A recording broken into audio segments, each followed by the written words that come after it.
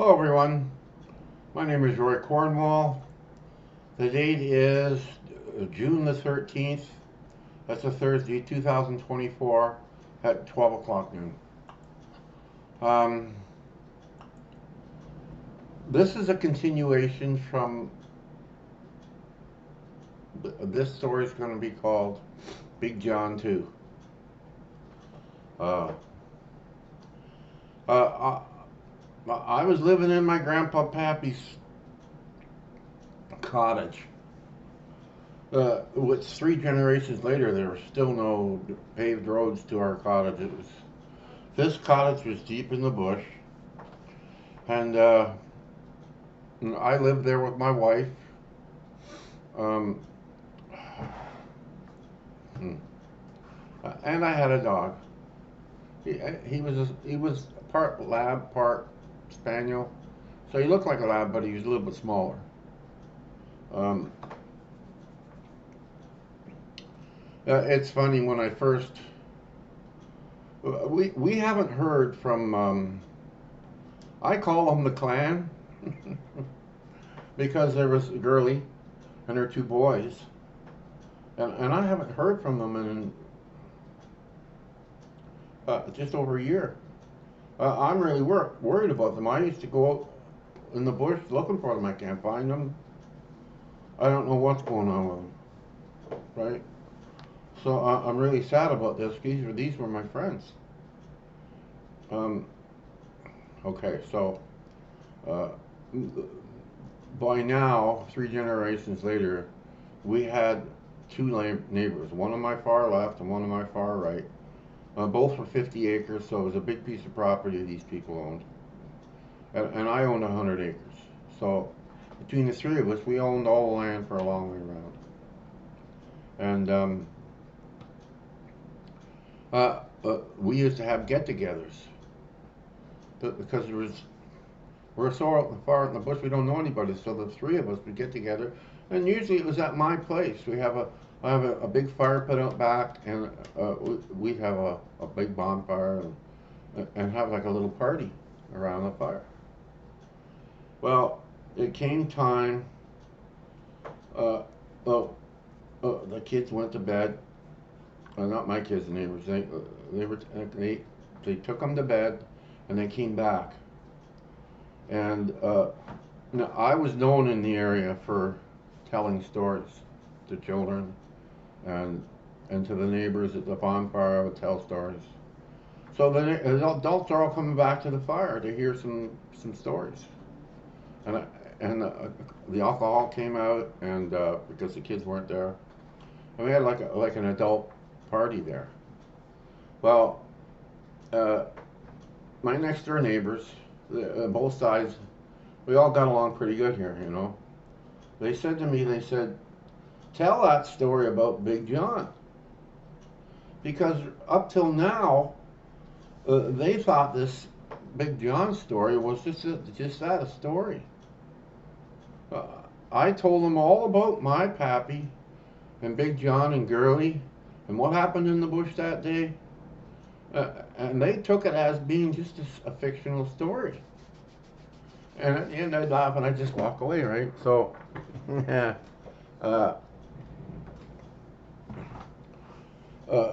it was early spring, and the neighbor on my right, and I'm not going to give any names because I don't want you to look up where he lives and ruin this for our friends, right? So, he's doing his. He has a big field where he grows a lot of food. I mean, a lot of food. And he says, I said, what do you grow so much food for? There's only just you and your wife and your child. He says, yeah, but something's eating my garden. He says. So I knew who that was right away. Well, I haven't seen them in a year. I knew that it was.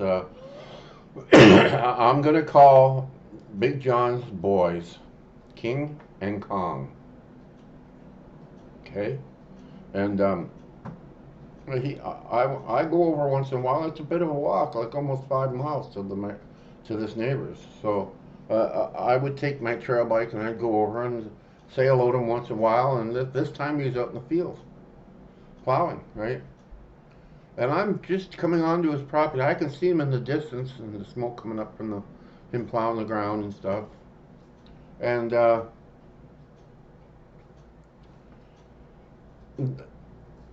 all of a sudden I saw the tractor that he was on rise up like this and flip right over backwards. Uh, I scooted over there as quick as I could on my trail bike, and I could see he had been pinned by the leg, and he was under this tractor. This tractor was a big tractor. It wasn't one of these lawn cutting tractors. It was a big tractor. And I said, just, hold on. I'll call the 911. So I did. And after I hung up, I didn't hang up. I just threw the phone down on the ground. Right. So they're listening to this whole thing. And I said to my friend, I said, I don't think you're going to make it, because it takes half an hour for the 911 people to come. And you're bleeding pretty badly, and you're pinned, and you're in a lot of pain. He says, yeah, but what can we do? He says. So I almost broke into tears.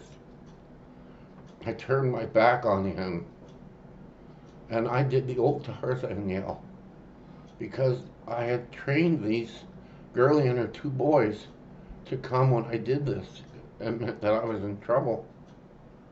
And I did this once just as a test.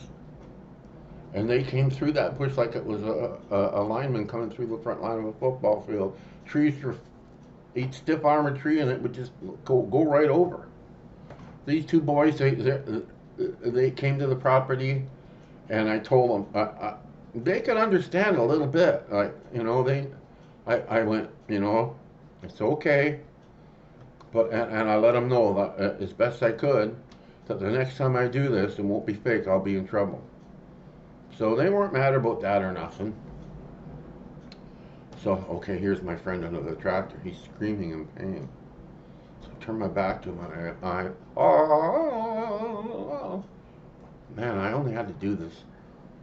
I waited about 30 seconds to hear if I could hear him coming. Nothing. I did it a second time. And the guy under the tractor, my friend, he's saying, what are you doing? He says, I'm in trouble, and you're doing Tarzan yells into the bush? I said, just hold on.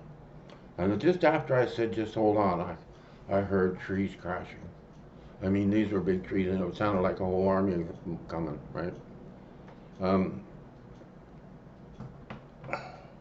I had about maybe 10 seconds to tell him. I said, I've been living here for, my family's been living on this property for over 100 years.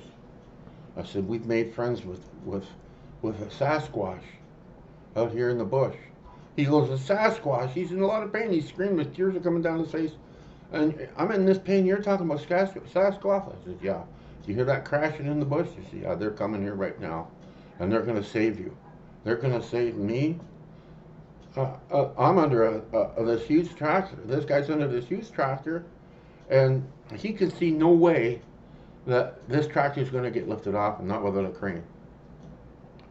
So I yelled one more time, and they came through that into the opening at a full speed. There, man, when they run, these beings are faster than a human I've ever seen running. There was a girlie wasn't there at the time. It was just the two boys, King and Kong. A girlie came after. She's a little slower than the boys. The boys came right away. And the boys came with a Bigfoot that I'd never seen before. So there was 3 of them there. And King and Kong ran right up to me, and I pointed under the tractor. I said, look. So they started to move the tractor, but they were doing it wrong, and it was going to hurt them. I said, no. I took King, and I put him at one end of the tractor, and I walked Kong around to the other end of the tractor. And I said, lift straight up, move over, and put it here, right? Well, I really didn't expect them to be able to do this, but it was our only shot. This tractor is very heavy. So King and Kong, these 2 boys are bigger than their father was. They are massive. They latched onto this thing, and as they lifted, you could see their muscles rippling in their arms and in their back. It's like they turned into a completely different being. The muscles were unbelievable. I didn't know they had that in them. They lifted this tractor straight up, moved it over, and set it down.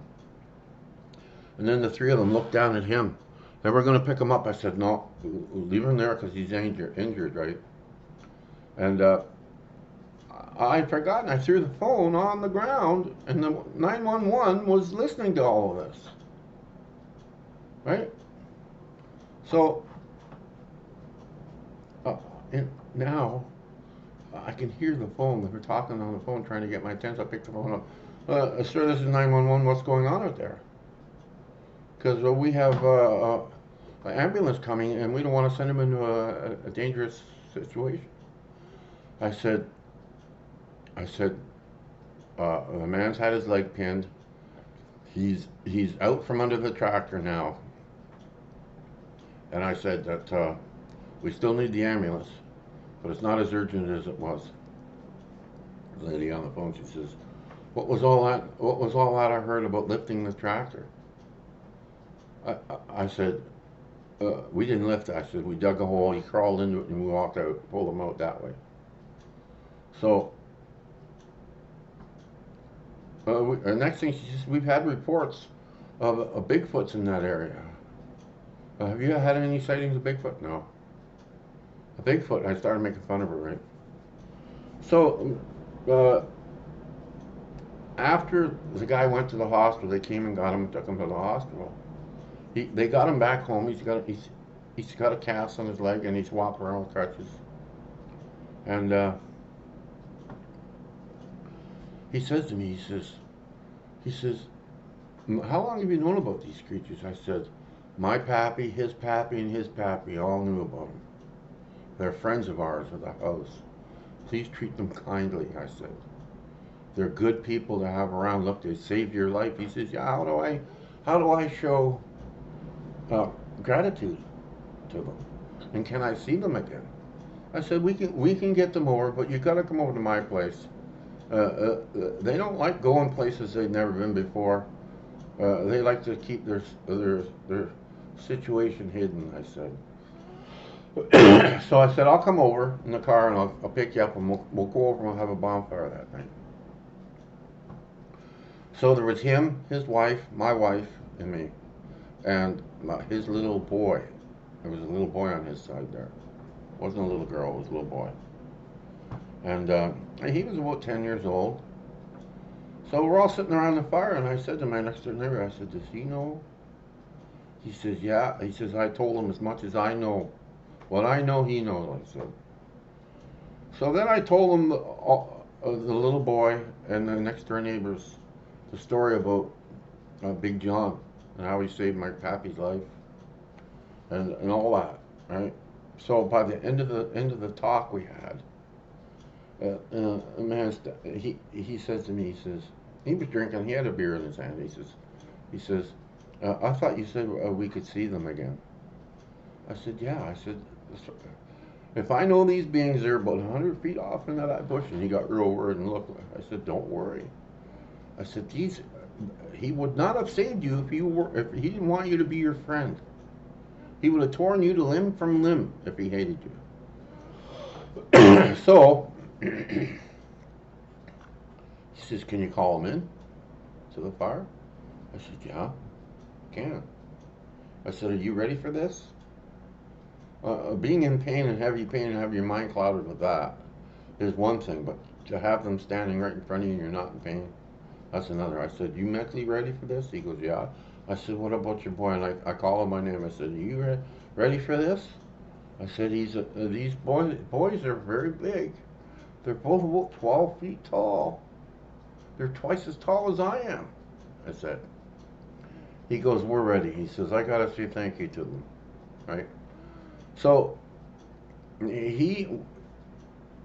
he came over from his home, he had his wife go into the town, and he bought about 10 watermelons, big ones, watermelons.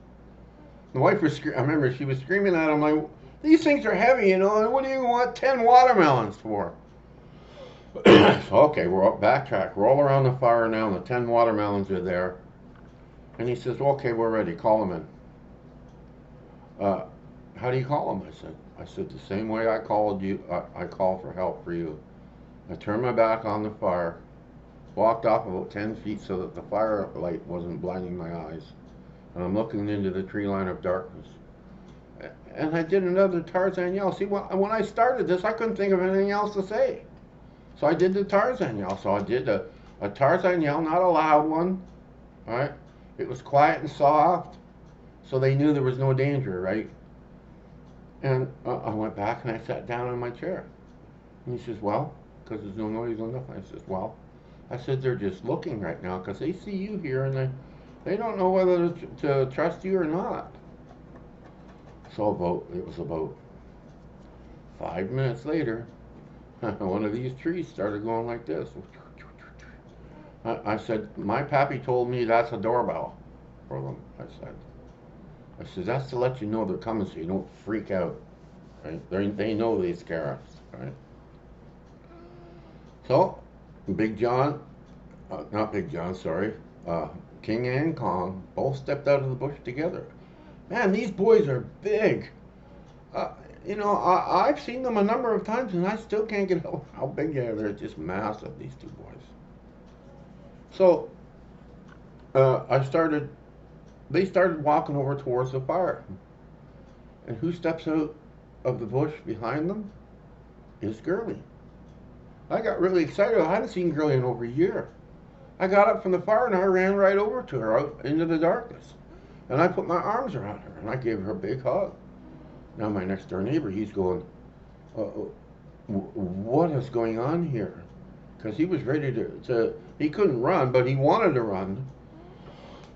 These beings scared him. I said, don't be afraid. They're not going to harm you. I said, you brought these watermelons for them. So what I did is they walked up to the fire and they sat down around the fire. And when they sat down, they were still as tall as I am.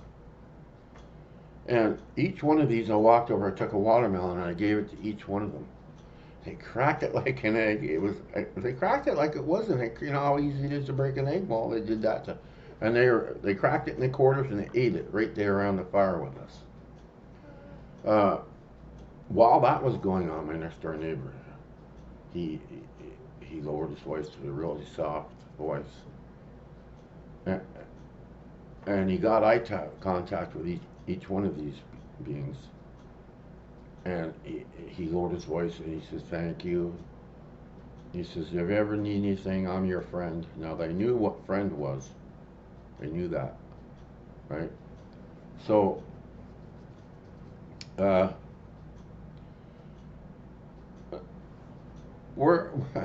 this went on to about, well, I don't know, it was way late. I don't know what time it was, maybe 3 o'clock, right? And they took the remaining watermelons, because the sun was starting to come up, and they started to walk into the bush. And just before they went in there, I said to them, I looked them both, gathered them around, and I did the Tarzan yodel for them. And then I went with both hands and I pointed over towards my friend. I said, now do the Tarzan yodel. He couldn't do it very well, but it didn't matter, right? They knew that he is their friend as well now, and they're going to try and take care of you. So they walked off into the bush carrying a watermelon under each arm, each one of them. But Girly, she was getting old and I could see she may not be back. This upset me deeply. I had a feeling I was looking at her for the last time. You know what that's like? So as she walked off into the bush, just before she got off the field line into the tree line, she stopped and looked back at us. And this wasn't just a quick glance. This was like she wanted to remember us. So we'll get back to the fire, and I have a talk to the little boy. And I said, you know, your father and I are going to be... My little boy, he's grown up, he's in town somewhere right now. But his boy's 10 years old. I said, you work in conjunction with my boy. the two of yous, I think your father's going to leave you the house. And he goes, yeah. He says, but you got to keep giving food to these beings and protecting them. They are your friends now. So just then my son drove up in the driveway. And he missed it. He wanted to see a girlie, and he was mad about that. But, oh man. We stayed there until the sun came up talking about this. We were too excited to go to bed. Now,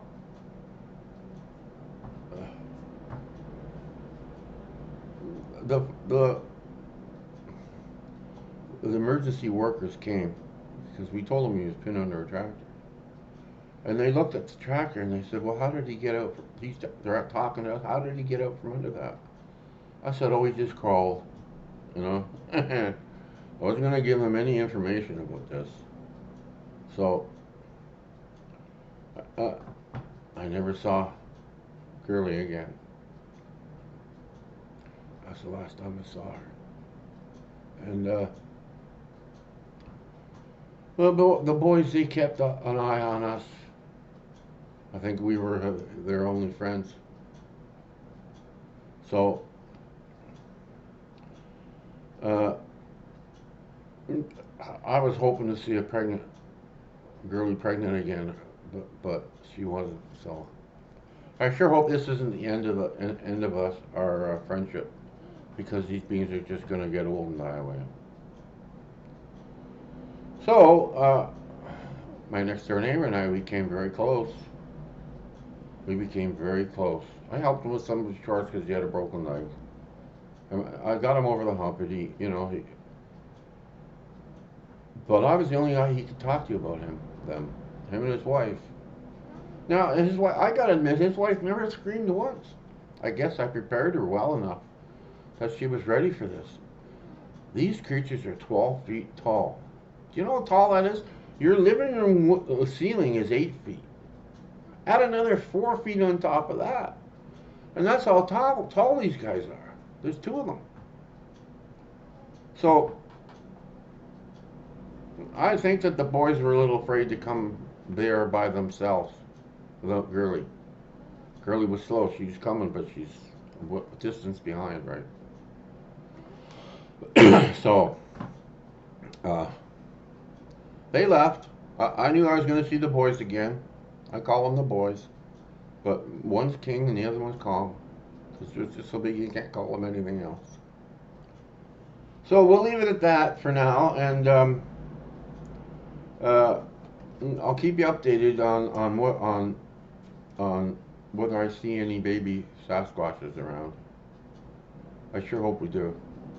But I had a bad feeling about not seeing Girlie that day. Thanks, everyone, and we'll do a part 3 on this. But for now, that's a lot to digest. We'll leave it at that. If you could just like and subscribe and hit the notification bell, that'd be great for me and this channel. Now I know you're all kind-hearted people, so it doesn't take much to do this. I appreciate everybody looking in on us, checking this channel out, and so by God's overwhelming grace, by Jesus Christ's overflowing love, and by the guidance and support and education that the Holy Spirit gives us all, we'll all meet together down the road in heaven. Bye-bye, everyone. Blessings. Bye.